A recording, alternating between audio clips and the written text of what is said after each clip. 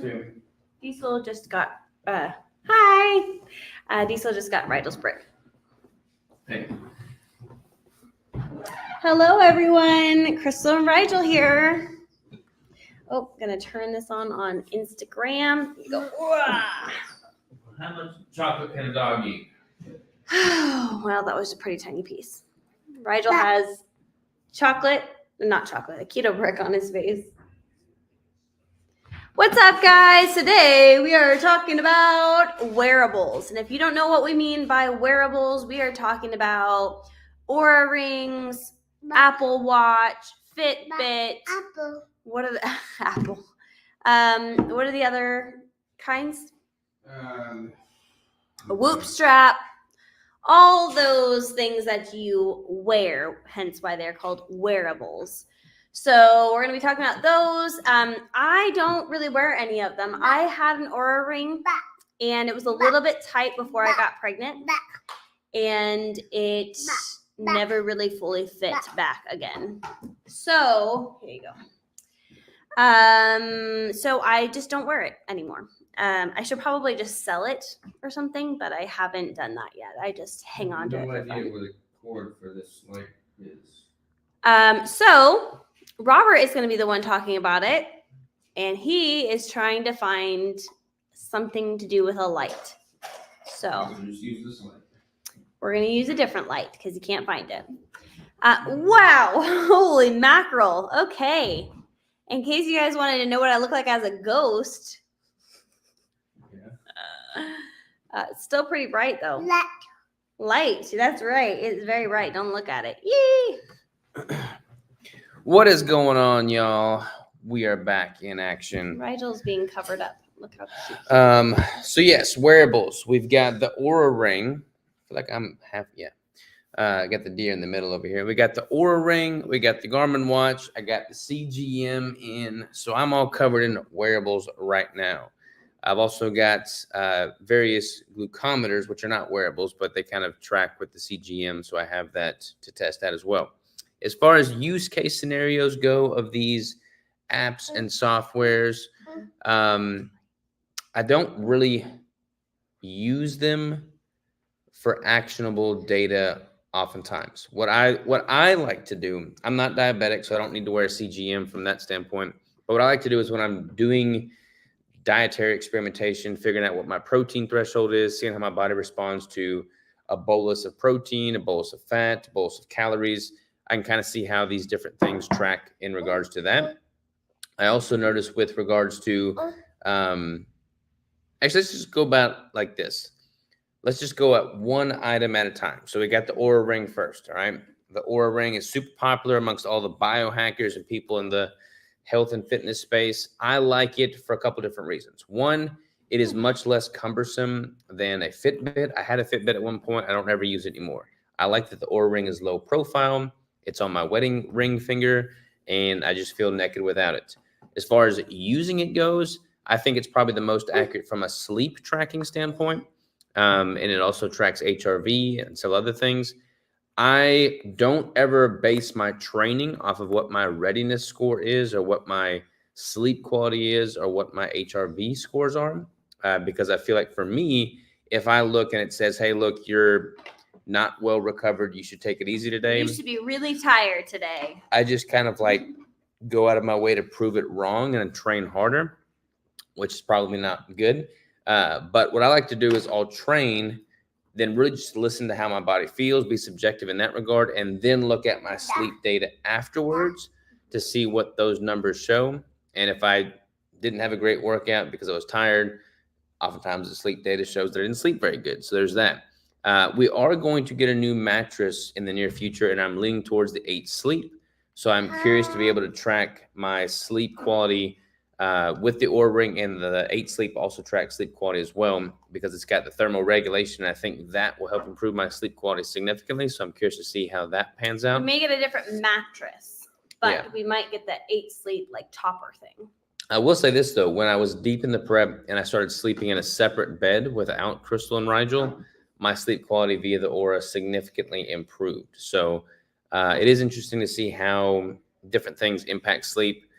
And I can say with utmost certainty that sleeping in a bed with a toddler that's moving around is not optimal for sleep. Also, but if you're a mom, you actually sleep much more soundly if your toddler's in your bed than if you have to keep getting up and down and up and down and up and down.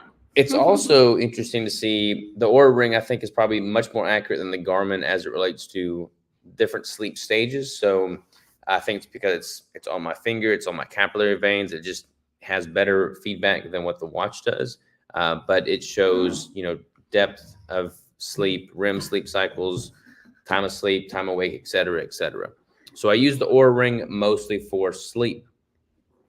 With the Garmin watch, it also does HRV, but I use it mostly to tell time and also step count. This child. So the Garmin I like for step count tracking. And again, I don't ever change my nutritional intake based off of my step count and activity. With any of these devices, Fitbit, Oura Ring, Garmin watch, all that stuff, I would never really recommend adjusting meal intake, caloric intake based off of your estimated caloric expenditure via these wearables, because those are so skewed and oftentimes just not a great predictor of what your true caloric expenditure is.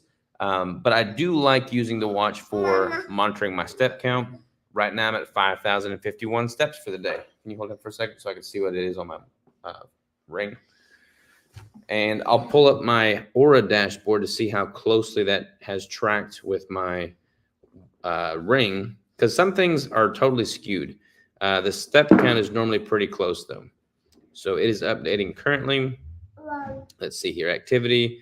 Total step count the total step count via the Oura Ring shows 4,200. On the watch, it shows 5,000. So a little bit of a discrepancy there. I gotta get my steps in today. So yeah, mostly use the watch for step count. Now, when it comes to the Fitbits, a lot of people use the Fitbits for tracking estimated caloric expenditure. And the watch does this too, where you can actually track your workouts with these wearables, plug that into the app. I don't ever do that. I actually take my Oura Ring and my watch off when I work out because I don't like having it conflict with my wrist wraps or anything like that. So I'm missing a big chunk of data there. But I do take it off when I train. But again, I would never recommend using a Fitbit or any other device for changing your caloric consumption based off of your estimated caloric expenditure, because it's just really inaccurate. Now with the CGM wearable, that's tracking my blood sugar, and I'm using the Dexcom G7 currently. I'm using the Levels software, and I'm tracking that. And I'm kind of using a glucometer intermittently to see how closely it's tracking with my glucometer data. And what I've noticed with this Dexcom G7 CGM is that it oftentimes trends high. So I've got to calibrate it via that CGM on a pretty regular basis.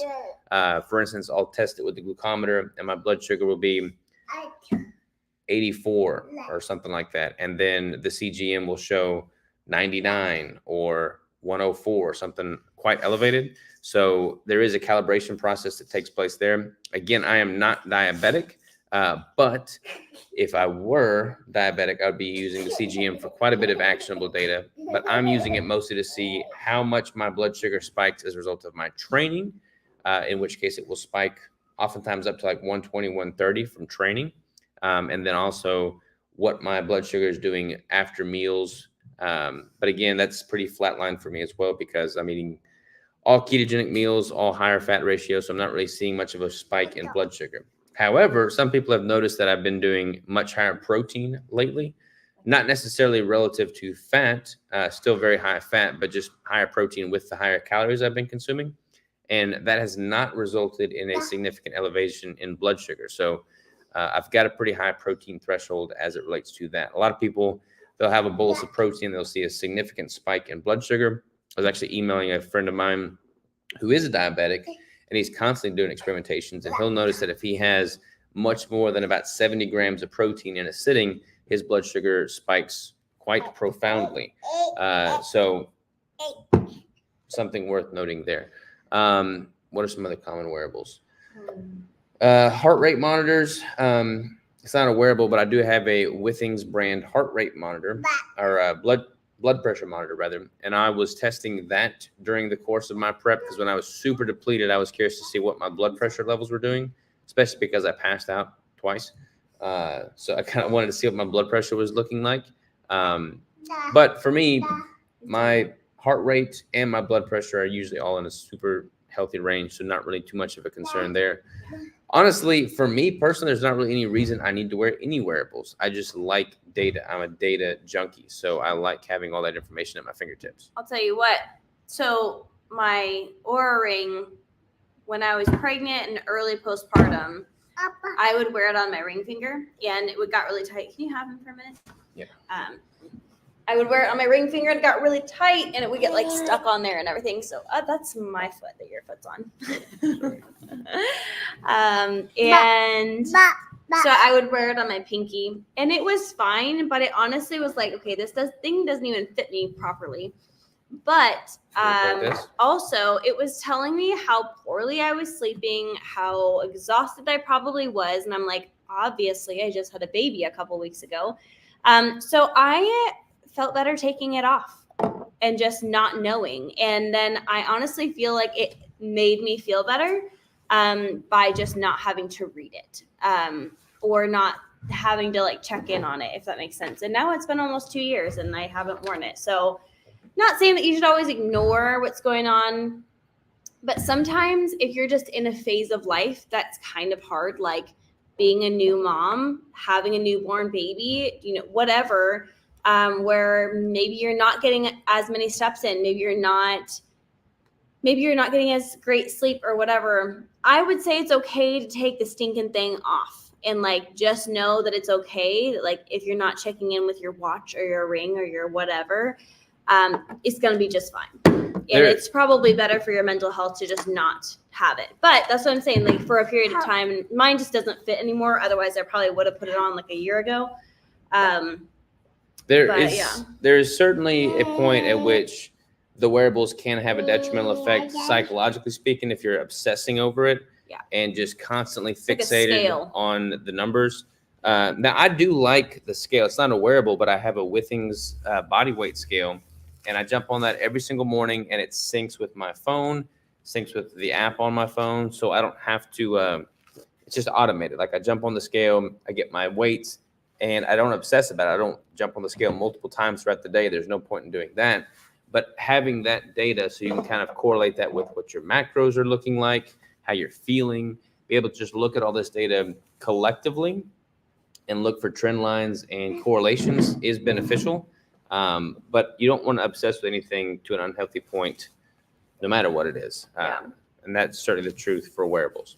I'm going to go ahead and start getting to some of these. Hey, Savage Fam, my guy. What's up? I sold mine on eBay. Oh, that's a good idea. We actually have a couple employees that are just slightly smaller than me. I just gave them some of my knee sleeves and stuff. So I may end up like seeing if they're interested in buying my ring from me. It may fit them, it may not. Don't mess with the dog though. But obviously it's going to be much cheaper than you can get online. I don't even know how much they are anymore. Don't mess with him. How do you get to the Don't mess with him. Comments on this now? I don't know. They just changed it. Oh, comments right there. All right, comments. Here we go. Okay. TM, what's up? How are ya? We got, let's see here. Is that Alyssa? Oh, no, Alicia. I think. Did I say that right? Alicia? We're the worst, Alicia. And that's John Glass. I'm on the move today, just doing a drive-by to toss a thumbs up. Nice. Thumbs up. Stay strong. Well, thank you. Right. Chase, what's up, man? You may have already covered this. I apologize. I'm a few minutes late. What would you recommend for optimal heart rate while strength training versus cardio? See, that's the time that I would try and like track my heart rate and stuff. A lot of people do cardio-based, like heart rate-based cardio. To try and target a specific zone. I don't ever do that either, to be honest. I don't ever change my training based off of heart rate. I am curious, though. I wonder if I can look on here to see what I can't, because I take my wearables off when I train, so I can't even give you actionable feedback there. Like if you wear wrist straps, it's going to be hard to like have a watch on. And then also, who wants to train with a ring on? You know, like that's kind of dangerous. First of all, like it can easily get snagged on something, but also it ruins your rings if you're using dumbbells and barbells and all that. I agree. I don't check my Oura Ring data until after I work out because it will change the way I think about my workout. So smart. Yeah, like if you are prone to putting too much emphasis on what that data shows or what that readiness score shows, and it like you could be. There's been multiple days where I've felt like freaking on top of the world, and I would go in and have a great workout, and then I would check my ring afterwards and say, "Take it easy today." If I had read that beforehand, I may not have gone as hard in the gym as I would have, and that I think would be a loss. I got one over here. Hey from Florida. Hey from Arkansas. My husband got a Fitbit from the kids, and it finally convinced him to get a sleep study. We've been telling him for years he has sleep apnea symptoms. I bet you that would be really helpful. Yeah, I do think the sleep data. I think the sleep data aspect of things is probably where it's going to have its most beneficial use case scenarios. Because like when you're asleep, you obviously are not conscious of how your body's responding. So it'd be good to have that data somewhere. Whereas like if you're awake and you can like know, okay, I'm not really feeling very energized today. I don't feel like my recovery is good. But when you're asleep, you don't really know what sleep stages you're in. So that data would be advantageous. Yeah. It is said that opposite of uncertainty is self-trust. The opposite of certainty is self-trust. I like that. Speaks to living without all this data. Absolutely. Yeah. A lot of people, on that note, people forget how to just tune into their body and listen to what their body's telling them. And I think they lean so heavily on these wearables that they don't take stock of what their body is telling them. Like being able to have a mind-body connection and know what your body is telling you is super valuable.